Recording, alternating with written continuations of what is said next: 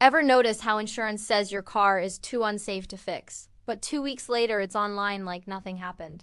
Did the car heal itself? Did it go to physical therapy? Did the airbags do some yoga and chill out? No. For educational purposes only, not financial advice. Welcome to Epic Money Mindset, the place where ambitious people come to master money, build wealth, and create real, lasting financial freedom. Here's what actually happened. Insurance didn't total your car because it was impossible to fix. They totaled it because fixing it became their problem. Insurance does math before they do morals. If the repair cost gets close to the car's value, they're out. If there's hidden damage, they're out. If there's even a 1% chance of being sued later, they are sprinting out. So they cut you a check, take the car, and say, "Not our circus, not our airbags." Then comes the plot twist. The same car gets sold at auction for cheap. A rebuilder buys it.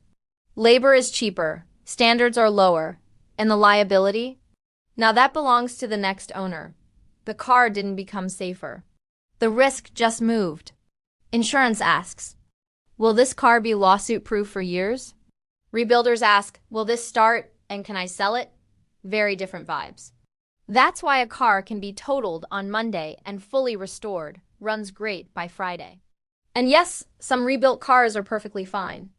Others are one pothole away from becoming a personality trait. That's why salvage titles exist. It's not a death sentence.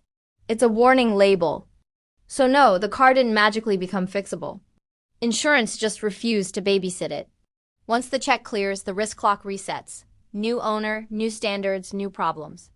This is Epic Money Mindset. Stay connected and pass the insight forward. See you in the next one.